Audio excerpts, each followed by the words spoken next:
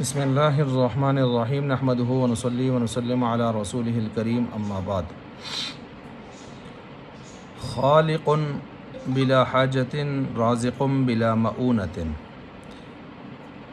متن عقیدہ طحاویہ اور سبق نمبر 16 ہے اور عقیدہ نمبر 11 ہے۔ اس میں امام طحاوی رحمۃ اللہ علیہ فرماتے ہیں کہ اللہ تبارک و تعالیٰ کی ذات خالق ہے، پیدا کرنے والی ہے ہر چیز کو بلا حاجت، لیکن اس پیدا کرنے سے اللہ تعالیٰ کو کوئی حاجت نہیں ہے، اللہ کو کوئی ضرورت نہیں ہے۔ یعنی اللہ تبارک و تعالیٰ اگر اس کو پیدا نہ بھی فرماتے تو اللہ کی بڑائی میں، کبریائی میں، اس کی خدائی میں، کسی اس کی عظمت میں، اس کے نظام میں کوئی فرق نہیں آ سکتا تھا۔ اور رازق بلا مؤونۃ، اور روزی پہنچاتے ہیں سب کو بغیر مشقت کے، بغیر مشقت کے، بغیر تکلیف کے سب کو روزی پہنچاتے ہیں۔ اب یہ عقیدہ ہو گیا۔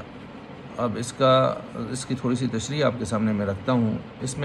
اس عقیدے میں جو پہلا حصہ ہے کہ اللہ ساری کائنات کی چیزوں کو پیدا فرماتے ہیں، اور اس پیدا فرمانے میں اللہ کی ذاتی کوئی غرض، کوئی نفع، کوئی حاجت، کوئی ضرورت نہیں ہے۔ دیکھیں دنیا میں ہم جتنی بھی چیزیں بناتے ہیں، جتنی بھی چیزوں کی کوشش کرتے ہیں، جتنے بھی صفات حاصل کرنے کی کوشش کرتے ہیں، جتنی ڈگریاں، جتنے منصب، جتنے عہدے حاصل کرنے کی کوشش کرتے ہیں، ہم اس کے محتاج بھی ہوتے ہیں، ہمیں اس کی ضرورت بھی ہوتی ہے۔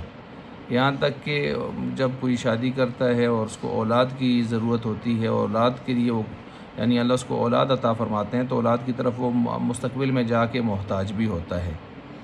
اسی طرح انسان گھر بناتا ہے تو گھر بنا کے گھر میں رہنے کا محتاج بھی ہوتا ہے، سواری لاتا ہے تو سواری پر سوار ہونے کا محتاج بھی ہوتا ہے۔ دنیا میں ہم جتنی بھی چیزیں کریٹ کرتے ہیں، بناتے ہیں، حاصل کرتے ہیں، تو ان کو جو ہے اس لحاظ سے ہم اس کے محتاج بھی رہتے ہیں اپنی جگہ پر، ٹھیک ہے۔ لیکن اللہ تبارک و تعالیٰ کو ان چیزوں میں سے کسی کی بھی ایک ذرہ، 1% بھی ضرورت نہیں ہے۔ یہ اللہ کا خاص کرم اور احسان ہے کہ اللہ نے اپنے خاص فضل سے ان کو وجود عطا فرمایا، اور انہی پر احسان کرتے ہوئے وجود عطا فرمایا، یا ایک چیز کے دوسروں کے لیے نفع کے اعتبار سے اس کو پیدا کر کے احسان فرمایا۔ جس طرح اللہ نے ساری کائنات کو وَسَخَّرَ لَكُم مَّا فِي السَّمَاوَاتِ وَمَا فِي الْأَرْضِ جَمِيعًا مِّنْهُ، ساری کائنات کو اللہ نے انسانوں کے فائدے کے لیے پیدا فرمایا، انسانوں اور جنوں کے فائدے کے لیے پیدا فرمایا، تو یہ ہم پر احسان فرمایا۔ ان کو پیدا کر کے احسان کیا، اور ان کو بنانے کے ساتھ ان میں نفع رکھ کر ہمارے اوپر احسان فرمایا اللہ تعالیٰ نے۔ اب دیکھیں یہاں پر قرآن کریم میں لا نسألک رزقا، اللہ فرماتے ہیں ہم آپ سے رزق نہیں چاہتے، نحن نرزقک، رزق تو ہم آپ کو دینے والے ہیں۔ اللہ الصمد، اللہ صمد ہے، بے نیاز ذات ہے، ساری کائنات کا ہر ذرہ اپنے بننے، چلنے، مٹنے میں اس کا محتاج ہے، وہ کسی کا محتاج نہیں ہے۔ اللہ واللہ هو الغنی الحمید، وہ اللہ غنی ہے، اس کو کسی چیز کی کوئی ضرورت نہیں ہے۔ وہ ہے نا شعر، درد دل کے واسطے پیدا کیا انسان کو، ورنہ عبادت کے لیے کچھ کم نہ تھی کروبیاں۔ من عمل صالحا فلنفسہ، جو نیک عمل کرے گا اپنے ہی فائدے کی بات ہے، ومن اساء فعلیہا، اور جو برا عمل کرے گا اس کا اپنا ہی نقصان ہے۔ نہ اللہ کی بڑائی میں، عظمت میں کوئی نیکیاں کر کے زیادتی لا سکتا ہے، اضافہ کر سکتا ہے، نہ برائیاں کر کے اللہ کے عظمت میں کوئی فرق لا سکتا ہے اس کے نظام میں۔ اچھا جی، آسمان کی طرف ہم پھول پھینکیں گے اپنے اوپر پھول ہی آئیں گے، اگر ہم گند پھینکیں گے تو سر کے اوپر گند ہی پڑے گا۔ اب اللہ تعالیٰ نے انسان کو پھر ساری کائنات کو کیوں بنایا؟ وَسَخَّرَ لَكُم مَّا فِي السَّمَاوَاتِ وَمَا فِي الْأَرْضِ، انسانوں کے فائدے کے لیے بنایا۔ لام للانتفاع، یعنی انسانوں کے فائدے کے لیے بنایا۔ اور انسانوں اور جنوں کو کس لیے بنایا پھر؟ تو فرمایا وَمَا خَلَقْتُ الْجِنَّ وَالْإِنسَ إِلَّا لِيَعْبُدُونِ، ان کو اپنی عبادت اور معرفت کے لیے بنایا۔ اچھا، اب یہاں سوال پیدا ہو سکتا ہے کہ اللہ نے اپنی معرفت کے لیے انسانوں کو، جنوں کو پیدا کیا ہے، تو گویا یہ ایک قسم کی ضرورت تو آ گئی؟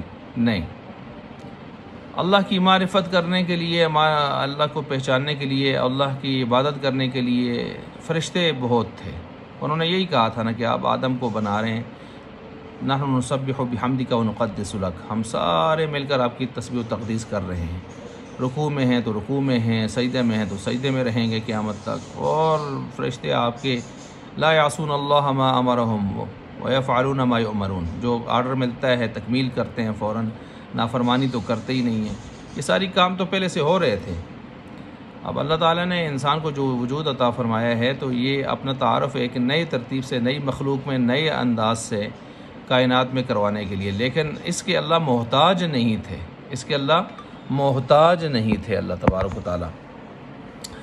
اور اسی وجہ سے وما خلقت الجن والانس الا لیعبدون، یہ فرما کے آگے اسی طرح کے جو اشکال پیدا ہوتا تھا اللہ نے اسی جگہ جواب بھی دیا، ما ارید منہم من رزق، اللہ فرماتے ہیں میں تم سے ارادہ نہیں کرتا رزق کا کہ تم مجھے کما کے دو گے، جس طرح کہ والدین اپنی اولاد کے مستقبل میں محتاج ہو جاتے ہیں کہ وہ ان کو سنبھالیں گے اور کما کے دیں گے، رزق لا کے دیں گے۔ وما ارید ان یطعمون، نہ یہ کہ وہ مجھے کھلائیں، جیسے والدین محتاج ہو جاتے ہیں کہ ایک وقت ایسا آتا ہے کہ بچے اپنے ہاتھوں سے ان کو کھلاتے ہیں، ایسے نہیں ہیں، اللہ نے ادھر ہی جواب دے دیا ساتھ۔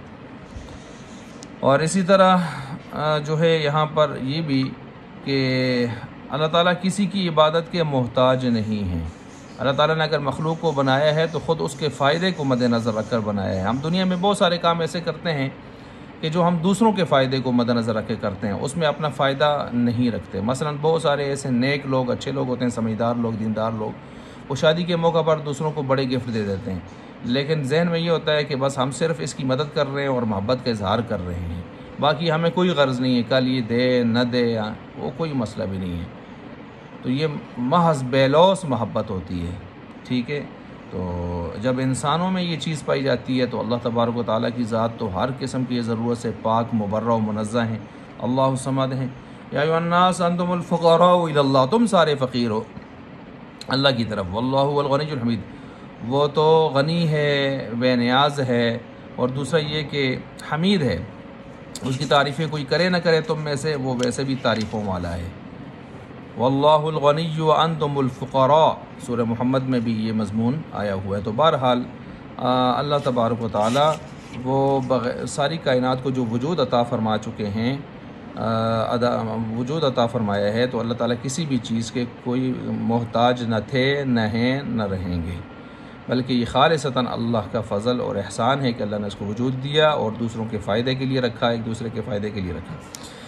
اچھا جی، اسی طرح اللہ تعالیٰ روزی پہنچاتے ہیں بغیر مشقت کے۔ دیکھیں ہم ایک شادی کا موقع ہوتا ہے تو کارڈ لکھ لے کے تھک جاتے ہیں، پھر بھی اپنی بساط کے مطابق کوشش کر کے بھی بہت سارے لوگ ہم سے رہ جاتے ہیں، گلے شکوے ایک عرصہ تک چلتے رہتے ہیں، لیکن اللہ اتنی ساری مخلوق پیدا فرما کے، ٹھیک ہے، اللہ سب کو رزق پہنچا رہے ہیں، وہ 3 پتھروں میں بند کیڑے کو بھی رزق پہنچا رہے ہیں، موسیٰ علیہ السلام کو دکھا رہے ہیں، ٹھیک ہے۔ آپ دیکھیں یہ پھلوں کے اندر کیسے اللہ تعالیٰ پیدا فرما دیتے ہیں، ان کا انتظام فرما دیتے ہیں، کائنات میں جگہ جگہ جہاں دیکھیں، کبھی کبھی ایسے ہوتا ہے کہ دشمن سے اس کو رزق پہنچا رہے ہوتے ہیں، دشمن سے اس کو رزق پہنچا رہے ہوتے ہیں، ٹھیک ہے۔ پرندے ہیں وہ سانپوں کو رزق لا کے دے رہے ہیں، ہم نے ایسی بہت ساری ویڈیوز آپ نے بھی دیکھی ہوں گی۔ تو یہ اللہ تبارک و تعالیٰ کی ذات ہے۔ اللہ فرماتے ہیں ان اللہ هو الرزاق، وہی ہے جو رزق پہنچاتا ہے سب کو رزق دینے والا، ذو القوت المتین، بڑا زور آور ہے، وہ جس کو رزق پہنچانا چاہے کوئی اس کو روک نہیں سکتا۔ اچھا، تو دنیا میں ہم اپنے دیکھیں آج مہنگائی اور افلاس کا، مفلسی کا دور ہے، تو اپنے لوگوں تک رزق پہنچانا مشکل ہو گیا ہے بہت ساروں کے لیے، اور ان کی ضرورتیں پوری کرنا مشکل ہو گیا ہے۔ اور یا جو میں نے پہلے مثال دی کہ ہم شادی بیاہ کے موقع پر، فنکشن کے موقع پر، باوجود کوشش کے بہت سارے لوگ ہم سے رہ جاتے ہیں، ہم تو ان تک جو ہے وہ یہ چیز پہنچا نہیں پاتے۔ تو بہرحال یہ ساری چیزیں اپنی جگہ پر۔ اب اس کو یہ بھی دیکھ لیں کہ اللہ تعالیٰ وَمَا مِن دَابَّةٍ فِي الْأَرْضِ إِلَّا عَلَى اللَّهِ رِزْقُهَا وَيَعْلَمُ مُسْتَقَرَّهَا وَمُسْتَوْدَعَهَا، اللہ ہی نے اپنے ذمہ لیا ہے ساری کائنات کے ہر چیز کا رزق، اور جنگل کے خنزیروں کو بھی اللہ کھلا رہا ہے۔ جنات کو دیکھیں، ان کو ہڈیاں جو ہم گوشت نوچ کے پھینک دیتے ہیں خشک ہو جاتی ہیں، اس پر اللہ ان کے لیے دوبارہ سے انتظام فرما دیتے ہیں۔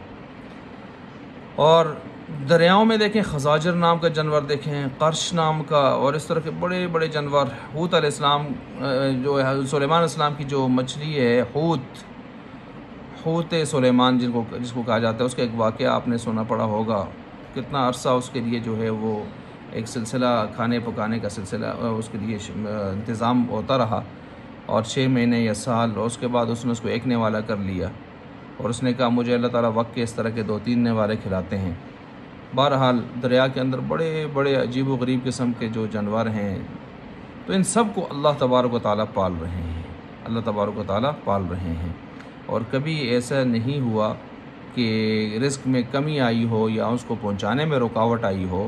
اللہ سب کو کھلا پلا رہے ہیں، اور ساری کائنات کی چیزیں اپنا رزق پا رہی ہیں اور اپنے وقت پر جو ہے دنیا سے جا رہی ہیں، اور ساری کائنات کا سلسلہ اللہ تبارک و تعالیٰ چلا رہے ہیں۔ یہ اللہ کے لیے کوئی نہ مشقت کا باعث ہے نہ تھکاوٹ کا باعث ہے۔ رازق بلا معونۃ، اللہ بغیر مشقت کے یہ سارا کام فرما رہے ہیں۔